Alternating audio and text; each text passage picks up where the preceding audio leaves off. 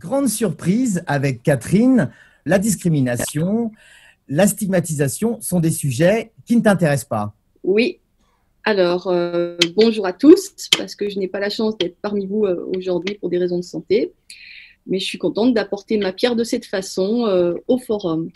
Alors oui, discrimination, stigmatisation, c'est pour moi des sujets qu'on retrouve partout, c'est un thème à la mode, je trouve que c'est une tarte à la crème, et oui, ça ne m'intéresse pas parce que ça me met à l'arrêt. Voilà, ça me met à l'arrêt.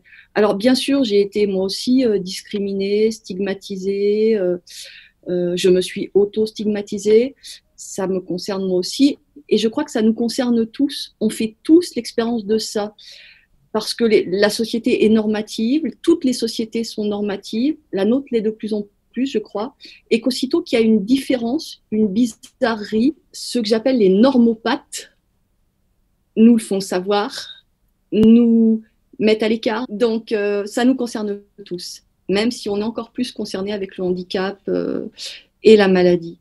Mais ça m'intéresse pas parce que j'ai pas de temps à perdre avec ça. Avoir un handicap, souffrir d'une maladie, c'est injuste, c'est douloureux. Et stigmatisation, discrimination, c'est une question de droit pour moi. Je suis pas juriste, donc j'ai envie de m'intéresser à ce qui me préoccupe, c'est-à-dire vivre et comment vivre.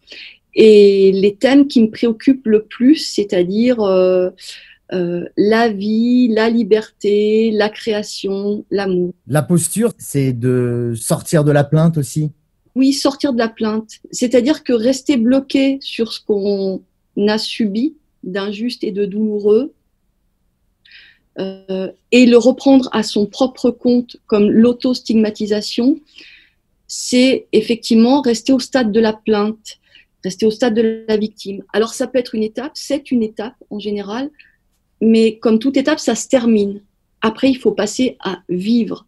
C'est-à-dire que moi, avec mon handicap particulier qui est celui de l'autisme, et avec mon expérience qui est celle d'un diagnostic très tardif, arrivé très tardivement dans ma vie, malheureusement, longtemps, je me suis pas rendu compte que j'étais discriminée, stigmatisée. C'est-à-dire que je comprenais pas ce qu'on me voulait. Voilà. Je comprenais pas, mais qu'est-ce qu'on me disait, le pourquoi des choses. Donc, toute petite, finalement, je me suis demandé, mais comment vivre? On fait comment pour vivre? Et qu'est-ce qu'on fait dans ces cas-là? Ben, regarde comment ils font les autres. Voilà. On regarde. Donc, autour de moi, j'ai regardé, mais comment les gens font pour vivre? Et après, comment ils font pour vivre bien? Est-ce qu'ils sont heureux? Est-ce qu'ils arrivent à être heureux? Donc, j'ai regardé autour de moi, les plus proches, puis j'ai élargi les cercles et j'ai regardé dans les siècles passés. J'ai tout appris, je crois, en lisant la littérature, la philo, et puis ensuite j'ai regardé les autres peuples, les autres pays. Alors grâce aux médias, grâce aux livres, voilà. Et je me suis dit, mais et puis j'ai essayé, je les ai imités, j'ai essayé de faire comme eux. Ça semblait leur réussir. Je me suis rendu compte que ça me convenait pas, c'était pas mon chemin, c'était pas ma voie. Ce qui marchait pour eux ne marchait pas pour moi. Donc quelque part, je suis partie à la recherche de vivre, être bien, vivre ma vie armée, comme une combattante, comme on partirait à la guerre pour vivre. Et tout ça était douloureux, assez douloureux. Extrêmement fatigant, épuisant. Parce que si on prend la vie comme un combat perpétuellement, on s'épuise. Donc on aggrave son handicap, sa maladie. J'ai aussi sollicité, demandé de l'aide, c'est-à-dire regarder autour de moi, mais qui pouvait m'aider? Parce que j'avais besoin d'aide, j'y arrivais pas. J'avais besoin d'aide pour vivre, j'y arrivais pas. Alors j'ai demandé aux proches, enfin forcément, et puis ben eux non plus ils n'y arrivaient pas, et puis je les saoulais surtout, et puis ils en avaient ras-le-bol quand même. Donc j'ai consulté des professionnels, Godard dirait les professionnels de la profession, parce qu'il y en a, c'est ça. Donc des professionnels de santé.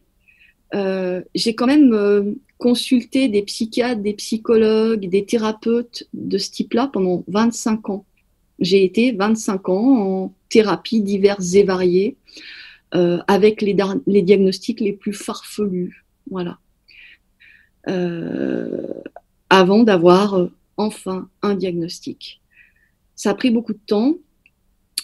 J'ai été très en colère parce que ça marchait pas. J'ai fait 10 ans de psychanalyse. Pour autant, je ne fais pas partie des gens qui crachent sur la psychanalyse. Je pense que la psychanalyse peut être un outil. Voilà, un outil. C'est pas la seule voie, c'est pas le seul chemin. Et un outil qui fait partie de l'histoire de la psychiatrie, qui a fait plein d'erreurs, qui continue à en faire. Mais dedans, il y a parfois des cliniciens extrêmement intéressants et intelligents. Voilà. Et puis, à un moment, donc j'ai trouvé plusieurs personnes pour m'aider et j'ai appris à saisir les mains qui se tendaient. Alors comment, je ne sais pas. Je crois que c'est à force de souffrir, à force d'être fatigué, un jour on attrape une main qui se tend. Ça peut être la main d'un proche, la main d'un inconnu sur 1 heure, 2 heures, 3 heures, ou la main d'un soignant. Et on fait un bout de chemin, on avance. Et un jour, j'étais en démarche de diagnostic, donc autour de la 50aine. J'étais en train, enfin, d'avoir trouvé un psychiatre et de faire donc mon diagnostic d'autisme Asperger. Un jour, je rencontre un généraliste qui avait largement dépassé l'âge de la retraite, donc qui était en fin de carrière, et qui me dit « Vous avez été une combattante toute votre vie ». On parlait de la Bhagavad Gita, par exemple. Et il va falloir poser les armes. Vous êtes épuisé, vous avez mal partout, il faut poser les armes. Et là, d'un seul coup, je lui dis, mais comment on fait? Et comment on fait? J'ai toujours vécu avec les armes. Alors, moi, j'avais pas les mitraillettes, hein, mais mes armes, c'était l'esprit critique, tous mes bouquins, la philosophie, voilà. Et donc, poser les armes. Alors, sur le coup, là, dépression. Enfin, je me suis écroulée parce que finalement, la colère, ça maintient, ça met debout. Tant qu'on est vraiment en colère, eh ben, on avance. Et poser les armes, je ne savais pas comment faire. Voilà, j'ai fait tout un chemin à ce moment-là, mais parce que j'étais prête pour le faire. C'est-à-dire que j'avais un enfant qui allait mal, qui lui aussi était dans une phase, voilà, qui lui aussi était confronté à ce type de diagnostic et d'hospitalisation. Lui, il a dû passer par l'hospitalisation. Et tout s'écroulait autour de moi. Donc, comment faire pour vivre? Donc, je l'ai suivi. J'ai attrapé cette aide-là. J'ai fait un chemin. Et c'était un médecin généraliste. Donc, pas de distinction corps-esprit. Donc, j'ai fait un chemin et j'ai commencé à apprendre avec ce qui m'apportait lui précisément. Et ça a été comme une sorte de conversion. En général, on utilise ça pour la religion, mais là, c'était une conversion, c'est-à-dire que plutôt que d'être dans un espèce de truc où je vais mal, je suis dans la plainte, etc., je vais choisir de voir les choses autrement. Et je vais prendre la vie autrement. Ce qui m'a aidé, c'est aussi les stoïciens, Marc Aurèle, Épictète, Sénèque, c'est-à-dire apprendre à discerner entre ce que je peux changer et ce que je peux pas changer, et accepter ce que je peux pas changer. Voilà. Très concrètement, c'est je ne fais pas partie des puissants de ce pays. Je n'ai pas non plus donc des puissants politiquement, financièrement. Donc, je peux pas agir. Moi, personnellement, je me sens pas d'agir sur les injustices dont je suis victime, sur la politique, etc. Sur le handicap de mon fils, je peux rien faire. Voilà. Donc, je vais pas pleurer toute la journée sur ces choses-là. Qu'est-ce que je peux faire? Je peux agir sur moi. Qu'est-ce que je ressens? Comment je vis ça? Mes émotions, mes choix de vie. Donc, je vais me concentrer là-dessus. Et j'étais complètement perdue et dans la douleur, anéantie, parce que j'étais aussi confrontée au handicap d'un proche et à sa souffrance, ce qui est extrêmement douloureux. Et j'avais une petite tortue. Il m'avait ramené un jour une petite tortue de terre dont je ne voulais pas. Je ne savais pas qu'est-ce que j'allais faire de ça. Et bon, il me l'avait confiée. Donc, je la regardais, comment elle faisait dans le jardin, comment elle se comportait. Et je me disais, c'est fou, elle fait son chemin, elle trouve visiblement dans ce jardin les choses dont elle a besoin, les herbes dont elle a besoin pour manger. Elle fait ce qu'elle a à faire sans s'occuper du reste. Et moi, qu'est-ce que j'ai à faire? C'était quelque chose comme une méditation. en fait. Je n'avais pas décidé de méditer comme le Dalai Lama, enfin, je ne savais pas faire, j'y arrivais pas. Non, je regardais cette petite tortue vivre et se comporter. Voilà comment j'ai fini par enclencher ce travail de sortir de cet état, effectivement, de plainte, de victime, de tout est noir, de tout va mal, d'accepter les choses comme elles sont et de travailler en moi sur quelles sont mes ressources. Qu'est-ce que j'aime? Qu'est-ce qui, dans toute ma vie, dans toutes les épreuves que j'ai traversées, dans toutes les douleurs, les souffrances, m'a aidé à vivre, m'a apporté un confort ou une joie intérieure. Donc j'ai répertorié ce que j'aimais particulièrement, les livres, la philosophie du XVIIIe siècle, Jean-Jacques Rousseau, etc. Sur quoi? La musique, Bach ou plein d'autres musiques. Qu'est-ce qui m'aidait à vivre? Et la contemplation, effectivement, de la nature, de cette tortue, puis voilà. Et je me suis appuyée là-dessus. Et j'ai eu c'est pour ça que je parle de conversion. Et j'ai eu cette attention particulière chaque jour sur cette espèce de, ce qui dépendait de moi, cette espèce de feu intérieur, de joie intérieure, reliée au cœur. Et je crois que chaque matin, avant de sortir du lit, j'ai pris cette attention en me disant comment cultiver cette joie intérieure, ce feu intérieur, cette vie, comment cultiver ma vie. Tout va mal, je vais mal, mon fils va mal, autour de moi, c'est le chaos. Je dois vivre aujourd'hui, demain. J'essayais de ne pas penser trop loin, un pas après l'autre. Comment je fais? Comment je fais? Et ben voilà, comment j'ai fait ça. Et puis, j'ai appris aussi à remercier, c'est-à-dire non seulement à... La démarche d'avant, c'était je reconnais mon impuissance, je ne peux pas guérir mon fils, je ne peux pas me guérir ou me changer, je ne peux pas enlever ce qui est. Donc, je suis impuissante à ça, donc je reconnais mon impuissance, je dépose les armes, j'accueille ce qui doit être. Et ensuite, je remercie. Le soir, je crois, avant de m'endormir, je pensais à ça. Aujourd'hui, j'ai vécu ça, ça a été difficile, mais ça a été beau. C'était comme un petit rayon de soleil qui a illuminé ma journée. Merci. Alors merci qui quand on est croyant, qu'on croit en Dieu, ben on remercie son Dieu. Mais sinon, merci la vie, merci tout l'univers, merci la vie, tout simplement. On n'a pas besoin. J'avais accompagné quelqu'un dans une réunion des alcooliques anonymes, et la prière des alcooliques anonymes sur le discernement, c'est la prière des stoïciens, hein, c'est la prière de Marc Aurèle. Enfin, c'est la prière que Marc Aurèle adressait à ses dieux, ce discernement. Et je sais que j'avais été assez marquée par ça. Je crois que ça a été ma démarche, c'était mon guide. Voilà. Les stoïciens, pour sortir de ce marasme, ils ont été mes guides. Voilà. Et ce médecin généraliste aussi que je voyais tous les mois. Voilà, c'était ça. On n'arrive pas à l'émancipation, au rétablissement, c'est pas... Voilà, il n'y a pas un moment où on se dit, ça y est, je suis arrivée, c'est cool, j'y suis, j'y reste. Non, non, non, c'est un chemin en fait. Rien n'est acquis, tout est en transformation autour de nous. Hein. La vie, c'est quand même un certain chaos. Alors, on peut le prendre de façon négative, mais finalement, c'est aussi du chaos que débouchent les belles choses, la vie, etc. On croit que puis ça jaillit comme ça.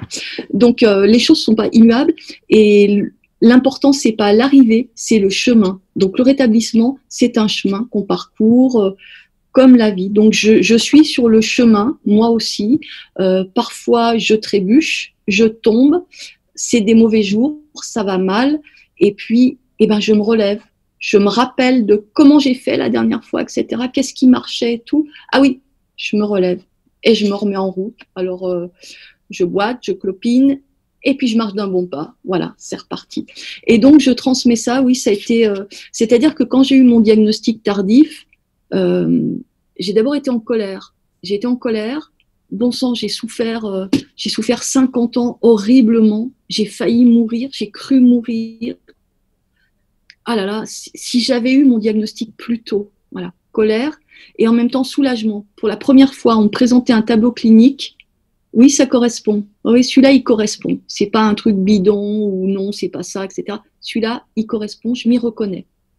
Donc, avec toutes ces émotions partagées de soulagement et de colère, de tous ces professionnels diplômés des universités que j'avais rencontrés, avec qui voilà, que j'étais allée consulter pour de l'aide, je me suis dit, bon, très bien, qu'est-ce que je vais faire avec ça, hein, puisque ça m'arrive, puisque ça vient de m'arriver, que c'est comme une déflagration, qu'est-ce que je fais? Donc, c'est de là mon envie mon chemin dans la pérédance, c'est-à-dire qu'est-ce que je vais faire? Eh ben, je vais m'en servir peut-être pour éviter ce parcours long et douloureux à d'autres, pour voir comment peut-être je peux leur faire bénéficier de mon expérience, de mes connaissances que j'ai, voilà, pour les aider peut-être, voilà, à essayer de les soutenir, de les aider à trouver eux leur chemin, qui ne sera pas le mien, qui sera leur chemin, leur voie, voilà. Et j'en profite pour dire un truc important quand même, c'est que ce savoir expérientiel qui devrait être la base de tous les savoirs, qui était la base, qui était la question du 18e chez les philosophes sensualistes, c'est-à-dire comment nous viennent les connaissances. C'était leur question. Comment on pense? Leur réponse, c'était on pense par nos sens, par notre corps, par notre expérience. C'est là la porte-entrée de notre connaissance, du discours qu'on va pouvoir développer. Donc tout savoir intellectuel, professionnel, devrait être basé sur un savoir expérientiel. Et quand on me raconte en tant que père aidante qu'on ne rémunère pas le savoir expérientiel, pourquoi on payerait le savoir expérientiel? Eh bien parce que ce savoir expérientiel, quand on a fait tout un trajet, il devient un savoir-faire. Et un savoir-faire, ça se rémunère, ça se paye, parce qu'on peut faire un travail avec. Pour aider les personnes qui viennent me voir, pour me servir de ce savoir expérientiel, j'essaye de toujours m'appuyer sur leurs ressources, leurs expertises à eux, parce que tout le monde a des domaines d'expertise. Et l'idée, c'est de les amener à retrouver, à leur faire sentir un beau soleil intérieur. Il y a Claire Denis qui récemment a fait ce film avec Juliette Binoche, Beau soleil intérieur. Et la fin du film, pour ceux qui peuvent revoir la fin du film, c'est exactement ça. Chacun en soi, donc cette petite lumière, essayer de la faire rayonner. Et comment je procède, pour les gens qui me demandent comment je procède un peu à la façon de Socrate, dans un accompagnement, mais aussi, je ne sais pas pourquoi, l'image qui me vient, c'est l'image de la brebis qui met bas, voilà, et de comment elle lèche et elle souffle sur son petit pour activer ses fonctions vitales, c'est-à-dire son cœur, les battements cardiaques et la respiration. Donc c'est cette image. Mon travail de père aidant, c'est ça, c'est à la fois Socrate, la maïotique, à la fois toutes mes connaissances, toute mon expérience et un peu comme cette brebis, je suis là et par tout un tas d'outils qui sont les miens, que j'ai appris, que j'ai expérimenté, je souffle et je lèche symboliquement, symboliquement, la personne qui vient me voir et qui cherche à advenir, elle aussi, à s'émanciper, à se rétablir, voilà, pour qu'elle puisse, se mettre sur les pattes et gambader, poursuivre sa route, sa voie, avec un beau soleil intérieur. Voilà.